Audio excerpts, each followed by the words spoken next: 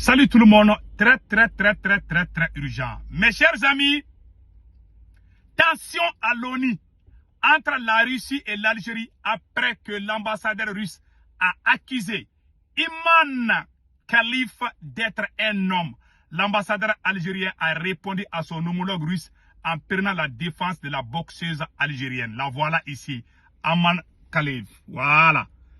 Les Russes disent que c'est un homme, l'Algérie dit que c'est une femme. Donc, voilà ce qui se passe. Donc, ça chauffe à l'ONU entre la Russie et l'Algérie. Ça, c'est la première nouvelle aujourd'hui. La deuxième nouvelle, mes chers amis, que nous venons d'apprendre, l'armée malienne, l'armée burkinabé et l'armée nigérienne sont en train de faire des opérations, voilà, aériennes, des opérations aériennes à Tenzawaten. Ils sont en train de bien boxer des terroristes.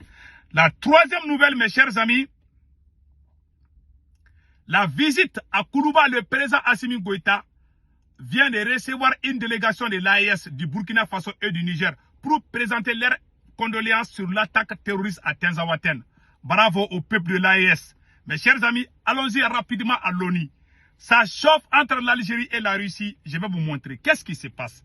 Et au même moment, nous venons d'apprendre aussi que Maria Zakharova, la porte-parole du gouvernement de Kremlin, de Poutine, voilà, elle vient de dire, la Russie estime que l'Ukraine a franchi une ligne rouge en étendant ses actions militaires au Mali, qualifiant cela pour terrorisme barbare. Source Mali Actu. Mes chers amis. Et la quatrième nouvelle aujourd'hui, une nouvelle preuve de l'implication de l'Ukraine dans le soutien aux terroristes.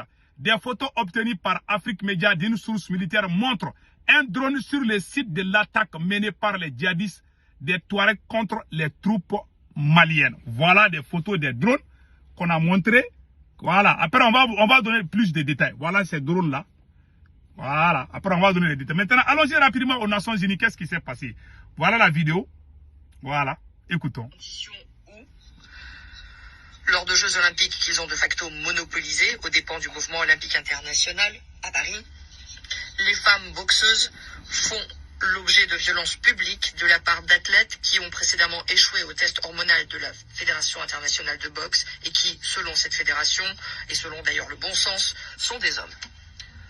استمعنا إلى إشارة ضمنية لكنها كانت موجهة بوضوح إلى رياضية بطلة من بلادي السيدة الآنسة إيمان خليف ولدت أنثى مارست الرياضة كامرأة بكامل المقاييس الأبية حفيدة النساء الجزائريات الحرائر لبلدي. Voilà. Lui, il défend, mais il dit ça en arabe, mais je peux traduire. Je ne comprends pas arabe, mais j'ai vu la traduction. Il dit que c'est que l'ambassadeur de Russie a dit là, que c'est pas vrai. Donc il y a une discussion, des tractations entre la Russie. C'est la première fois que j'ai vu ça. Hein. Vous avez vu ce qui s'est passé à Tenzawaten. Ça a amené vraiment le dégoût entre les deux nations. Et je vous dis, l'Algérie, le premier client de toute l'Afrique pour la Russie, ça c'est l'Algérie. Tous les armements militaires algériens viennent de la Russie. 99%, je ne vous mens pas. Je pense que la Russie est déçue de l'Algérie. La façon dont ils se sont attaqués là, je n'ai jamais vu ça. Je n'ai jamais vu ça. Donc, je pense que l'Algérie doit revoir sa politique envers ses pays voisins. Sinon, si l'Algérie perd la Russie, je ne sais pas, bon. Ça peut être des discussions, ça peut passer. Mais en tout cas, ce qui est sûr et certain, ils vont plus faire confiance à l'Algérie. Ils peuvent faire des business, comme ils savent entre eux. Donc, voilà ce qui s'est passé. C'est la première fois. Donc, la Russie a dit que l'Algérie a amené un homme. Un homme, pendant les autres, voilà la dame ou l'homme là. Il s'appelle Khalif. Comment elle s'appelle même là? Attends, je vais voir son nom là. Voilà. Elle s'appelle Iman Khalif. Iman Khalif. Voilà, la boxeuse algérienne. Les Russes disent que c'est un homme. Les Algériens disent que c'est faux, que c'est une femme. Voilà. Ils se sont tirés les ficelles depuis les Nations Unies. Et puis les deux alliés aussi. Hein. Ça fait mal. Hein. Ça fait mal. Vous savez, l'Algérie fait trop de double G. Voilà, ils ont trop joué avec tout le monde. Mais bon, c'est entre... Bon, en tout cas, nous, on regarde. Voilà ce qui s'est passé. Mais ce n'est pas un bon signe pour l'Algérie. Je m'arrête là. Donc, allons-y maintenant avec la deuxième nouvelle. Donc, mes chers amis, Maria Zakharova est très en colère contre l'Ukraine. Elle a dit ceci. La Russie estime que l'Ukraine a franchi une ligne rouge en étendant ses actions militaires au Mali, qualifiant cela pur terrorisme. Donc, ceux qui disent que l'Ukraine n'a pas été au Mali, voilà, les Russes eux-mêmes ils confirment. Ma source c'est Mali Actu, voilà. Mali Actu a publié ça. Donc, on en passe. Voilà le gros poisson qu'on va discuter aujourd'hui. Voilà ce qui est écrit. Une nouvelle preuve de l'implication de l'Ukraine dans le soutien au terrorisme au Mali. Des photos obtenues par Afrique Media d'une source militaire montrent un drone trouvé sur le site de l'attaque menée par les djihadistes et des Touaregs contre les troupes gouvernementales maliennes et leurs alliés russes à Tinzaouaten. Voilà ces drones-là. C'est des drones kamikazes. Ils utilisent les mêmes choses à Russie aussi. Voilà ces drones-là. Voilà. Que l'armée malienne est en train d'étudier les états-nations. C'est ça qui est écrit. Il s'agit de ces mêmes drones utilisés par l'armée ukrainienne contre les forces armées russes dans la zone de l'opération militaire spéciale. Et surtout, il y a une instruction ukrainienne disant pas à vendre. Voilà. Pas à vendre. En russe, la phrase aurait été différente. Il s'agit donc clairement d'un drone fourni par l'Ukraine. Voilà. Ça, c'est l'écriture ukrainienne comme ça. Ça veut dire pas à vendre. Ça veut dire que ça a été fourni. Voilà. Ça, c'est l'échantillon du drone qu'on a retrouvé au Mali. C'est ce qui est écrit ici. Donc maintenant, l'armée malienne étudie actuellement le contrôleur de vol du drone afin de confirmer définitivement qu'il s'agit bien d'un drone ukrainien. Source Sputnik. Voilà. Voilà ce qui est écrit. Donc nous allons croiser les barres et puis regarder ce qui se passe. Voilà ce qui s'est passé. Donc mes chers amis, allons-y rapidement. Il y a eu des bombardements. L'armée malienne a bombardé les terroristes aujourd'hui. Hein. L'armée malienne, l'armée burkinabé, l'armée nigérienne, ils sont tous à Tinzaouaten aujourd'hui en train de chicoter les terroristes là-bas. Bravo. Maintenant, une délégation de l'AES est venue au Mali.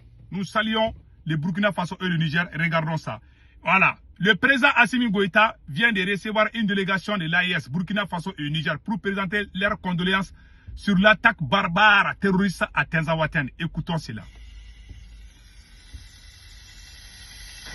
Notre audience a pour objet de présenter nos condoléances et notre compassion au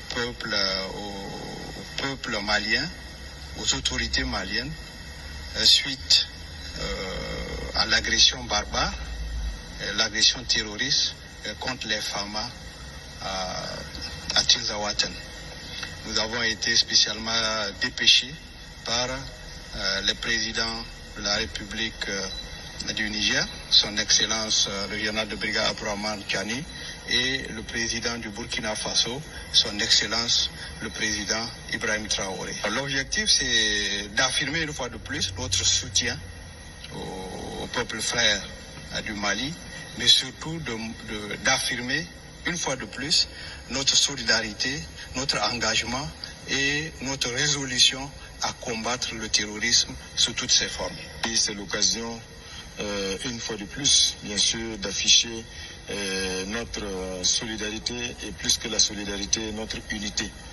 Parce que dans le cadre donc de la Confédération, comme vous le savez, l'espace AES, c'est donc 3 peuples, mais un seul et même destin. Donc le combat, il est le même au Burkina, il est le même au Mali, il est le même au Niger. Et je pense que nous ressortons véritablement enrichis des échanges que nous avons eus avec son Excellence, Monsieur le Président du Mali, et surtout sur notre détermination commune, ferme, à donc faire face à toutes les adversités.